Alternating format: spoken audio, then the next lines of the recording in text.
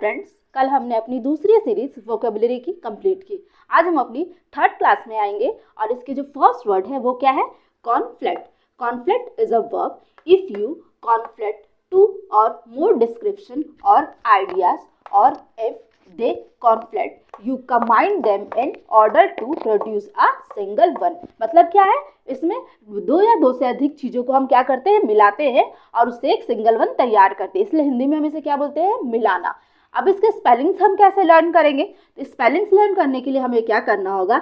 इस स्पेलिंग को हम CON con plus FLAT flat, con flat में ऐसे डिवाइड कर देंगे तो स्पेलिंग्स लर्न हो जाएंगे। लास्ट में ई ऐड कर देंगे। मीनिंग्स लर्न करने के लिए हमें क्या करना होगा? कॉर्नफ्लेक्स, जो कि हम घरों में खाते हैं, जो कि किसका मिक्सचर होता है? विटामिन एंड मिनरल्स का, है ना। तो उस कॉर्नफ्लेक्स से हम रिलेट करके कॉर्नफ्लेट को लर्न कर सकते हैं। अब इस सेंटेंसेस में इसके यूजेस कैसे हैं? She conflated the three plays to produce a fresh new work. ठीक है, इसके कुछ सिनोनिम्स हैं: अमलगमेट, कंसोलिडेट, यूनिफाई, यूनाइट।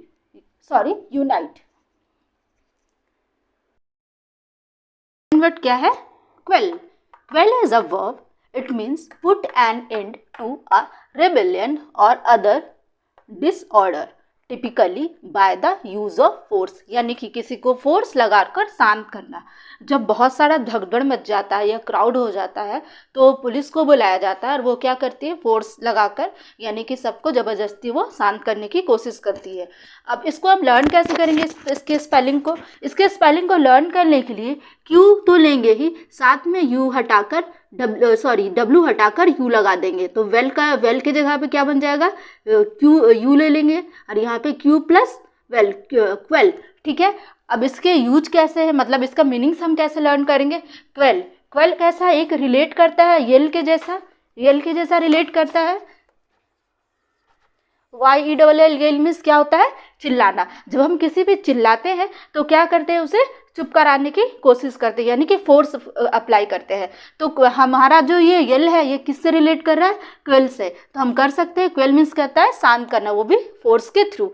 इसके सेंटेंसेस में यूज कैसे है? Extra police were called to quell the disturbance. Synonyms क्या है इसके? Put an end to, stamp out, put a stop to, get a rid of. का थर्ड वर्ड है हमारा flounder. Is a verb to experience great difficulties or be completely unable to decide what to do or say next, यानी लड़खड़ाना। अब इसका meaning कैसे है? जैसे कि जब हम इंटरव्यू में जाते हैं, हमारा सिलेक्शन होगा, हम इंटरव्यू में जाते हैं तो हम थोड़े घबरा जाते हैं। जब सामने से क्वेश्चन आता है तो हमें काफ़ी डिफ़िकल्टीज होती है फेस करने में, है ना।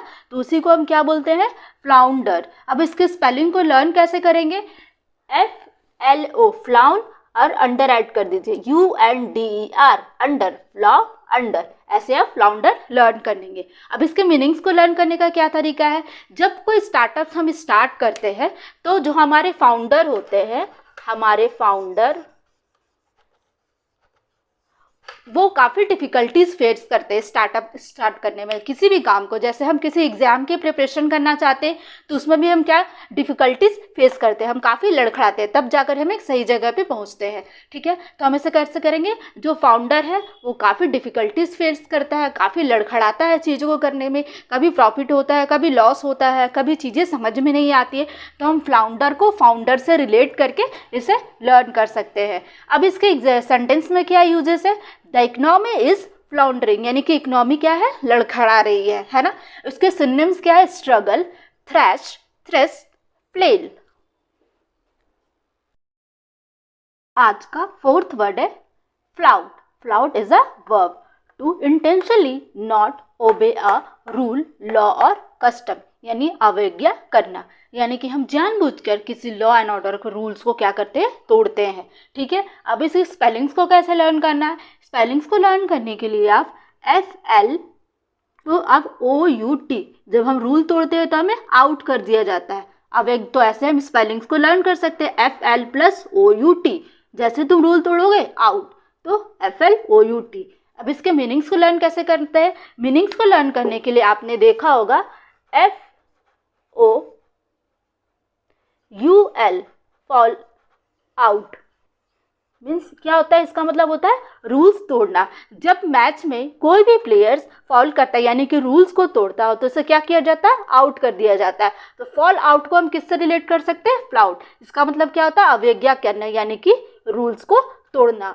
इसके हम सेंटेंसेस में यूज कैसे करेंगे, many motorcyclist flout the law by not wearing helmets. अब हेलमेट्स तो पहनना सबके लिए अनिवार्य है, सबके लिए नेसेसरी है, लेकिन बहुत से मोटरसाइकिलिस्ट हैं वो क्या करते हैं, इस नियम को अवज्ञा करते हैं यानी कि फ्लाउट करते हैं, नहीं पहनना चाहते हैं। इसके कुछ सिनोनिम्स है, डिस्पाइस, डिसरिगार्ड एंड स्कॉन। का हमारा लास्ट वर्ड है forgo. Forgo is a verb, its meaning is to not have or do something enjoyable यानी कि त्याग देना, यानी जानबूझकर हम किसी चीज़ों को, इंजॉयबल चीज़ों को त्याग देते हैं। जैसे जब हम एग्जाम्स के लिए प्रिपेयर करते हैं तो हम बहुत सारी चीज़ों के साथ क्या करते हैं, सेक्रीफाइस करते हैं, है ना। हम पढ़ते हैं, जब हम बहुत पहले हम नहीं पढ़ते थे, हम कम पढ़ते हैं, लेकिन उसके बाद क्या करते हैं, हम पढ़ना ज़्यादा कर देते हैं। हम थोड़े फ़ोन्स कम यूज करते हैं, हम फ्रेंड के साथ बाहर जाना कम कर देते हैं। तो वो सब क्या है, फॉरगो है, जानबूझकर किसी चीज़ को त्याग देना।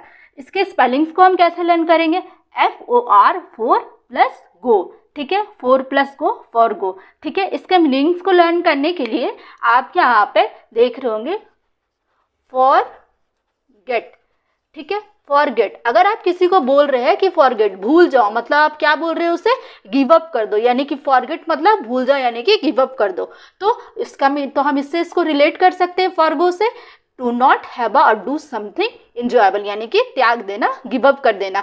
सेंटेंसेस में इसके यूज कैसे है, I shall have to forgo the pleasure of seeing you this week. इसके कुछ सिनोनिम्स है, refrain, give up, forsake and surrender.